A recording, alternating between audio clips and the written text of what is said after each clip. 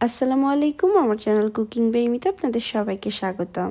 Dessert তো অনেকেই খেয়েছেন, তবে আজ যে ডেজার্টটি শেয়ার করব এটা মুখে দেওয়ার সাথে সাথে মনে হবে মোমের মতো মিলিয়ে যাচ্ছে। আর খেতে এত বেশি মজার হয় যে একবার খেলে এর স্বাদ মুখে লেগে থাকবে। মাত্র 3-4টি উপকরণ দিয়ে খুবই অল্প সময়ে ডেজার্টটি তৈরি করে নেওয়া যায়।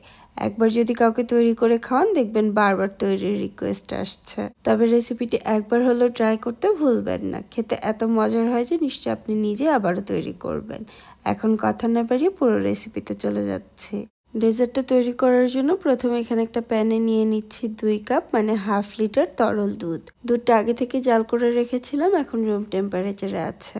এখন এর সাথে দিয়ে দিচ্ছি 1/4 কাপ চিনি। মিষ্টিটা চাইলে আপনারা কিছুটা কমিয়ে বাড়িয়ে ইউজ করতে পারবেন। আর এখানে নিয়েছি একটা লেবুর খোসা। লেবুর ওপরে যে সবুজ পাতলা খোসাটা থাকে সেটাকে আমি শুধুমাত্র ছিলে নিয়েছি। খেয়াল রাখতে হবে যেন সাদাটা চলে না আসে। সাদাটা আসলে তখন সেটা খেতে তিতা লাগবে। শুধু সবুজ অংশটাকেই ছিলে নিতে হবে। লেবুর এই খোসাটা কিন্তু এই ডেজার্টে দারুণ একটা ফ্লেভার অ্যাড করবে। আর ডেজার্টটাকে ঘন করার জন্য এখানে একটা বাটিতে নিয়ে নিয়েছি 1/4 কাপ তরল দুধ। এর সাথে দিয়ে দিচ্ছি 1/4 কাপ কর্নফ্লাওয়ার। কর্নফ্লাওয়ারটাকে দুধের সাথে খুব ভালোভাবে মিশিয়ে এটাকে একটা সাইডে রেখে দিচ্ছি আর প্যানটাকে চুলায় বসিয়ে নিয়েছি। এখন চুলার আঁচটাকে মিডিয়ামে রেখে দুধটাকে জাল করে নিব। যেহেতু দুধটা আগে থেকে জাল করে এটাকে খুব বেশি সময় জাল করতে হবে না, তবে দুধে বলক আসা পর্যন্ত অপেক্ষা করছি।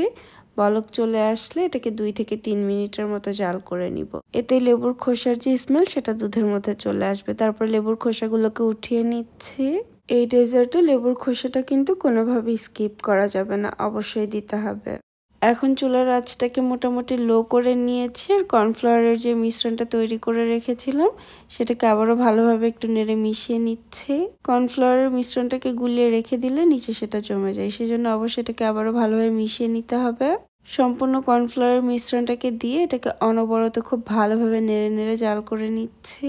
1 মিনিটের জন্য এটা নাড়া বন্ধ করা যাবে না, তা না হলে এটা খুব দ্রুত নিচে ধরে যেতে পারে বা পুড়েও যেতে পারে।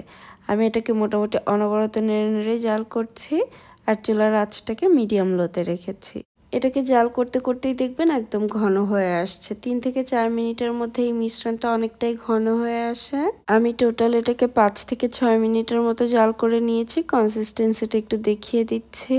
দেখে নিশ্চয়ই বুঝতে পারছেন এটা কতটা ঘন হয়ে এসেছে। এটাকে এর থেকে বেশি আর ঘন করব না, কেননা এটা ঠান্ডা হওয়ার পরে আরো বেশ খানিকটা ঘন হয়ে যাবে। ডেজার্টটাকে সেট করার জন্য আমি এখানে 4টা গ্লাস নিয়ে নিয়েছি। আপনারা আপনাদের সুবিধা মতো যে কোনো বাটি বা গ্লাস এটাকে সেট করে নিতে পারেন। 4টা গ্লাসের সমান পরিমাণ আমি ডেজার্টটাকে ঢেলে নিয়েছি। এখন এটাকে এভাবে রেখে দিব কিছুটা সেট হওয়ার জন্য। তারপর নর্মাল ফ্রিজে রেখে দিব 2 থেকে 3 ঘন্টার জন্য। তাহলে এটা পুরোপুরি সেট হয়ে যাবে। 3 ঘন্টা পর আমি ডেজার্টটাকে ফ্রিজ থেকে বের করে নিয়ে এসেছি। এটা এখন পুরোপুরি সেট হয়ে গিয়েছে। আর দেখে নিশ্চয়ই বুঝতে পারছেন কত ইজিলি কিন্তু এটা গ্লাসের থেকে মোল্ড আউট হয়ে যাচ্ছে। এখন এই ডেজার্টের 4 সাইডে কোট করে নেওয়ার জন্য আমি এখানে বাদাম নিয়ে নিয়েছি। নর্মাল যে বাদামটা আমরা খাই সেটা এখানে নিয়েছি আর সেটাকে একটু গুঁড়া করে নিয়েছি। এখন ডেজার্টটাকে বাদামের ভেতরে খুব ভালোভাবে গড়িয়ে নিচ্ছি যেন 4 সাইডে বাদামটা ভালোভাবে লাগতে পারে। আমার আজকের রেসিপিটি দেখে নিশ্চয়ই বুঝতে পেরেছেন কত সহজে কিন্তু এই ডেজার্টটা তৈরি করে নেওয়া যায়। এই তো একটা তৈরি হয়ে গিয়েছে, এখন একইভাবে বাকিগুলো তৈরি করে নিব। আর এই ডেজার্টের টেস্ট আরও কিছুটা বাড়িয়ে নেওয়ার জন্য উপরে কিছুটা চকলেট দিয়ে দিচ্ছি। চকলেটটাকে আমি মেল্ট করে নিয়েছি, তবে এটা অপশনাল, দিতে না চাইলে না দিলেও চলবে। চকলেট দিলে এটা সৌন্দর্য আরও অনেকটাই বেড়ে যায়, আর যারা চকলেট খেতে পছন্দ করেন তাদের তো আরও অনেক বেশি ভালো লাগবে। উপরে খুব সামান্য একটু পেস্তা বাদাম দিয়ে দিচ্ছি। পেস্তা বাদাম না দিতে চাইলে নর্মাল যে বাদামটাকে গুঁড়া করে নিয়েছি আপনারা সেটাও দিয়ে নিতে পারেন। এই তো তৈরি হয়ে গেল অসম্ভব মজার একটি ডেজার্ট। রেসিপিটা অবশ্যই একবার হলেও ট্রাই করতে পারেন, আর ট্রাই করলে কেমন লাগলো আমাকে কমেন্ট সেকশনে জানাতে ভুলবেন না। আর আমার রেসিপিটি কোথাও একটুখানিও ভালো লেগে থাকলে চ্যানেলটি সাবস্ক্রাইব করে পাশে থাকা বেল বাটনটি অন করে রাখবেন। আজকের মতো এখানে বিদায় নিচ্ছি, আবার নতুন কোনো রেসিপি নিয়ে চলে আসবো। সে পর্যন্ত সবাই অনেক বেশি ভালো থাকবেন আর আমাদের জন্য দোয়া করবেন। আল্লাহ হাফেজ।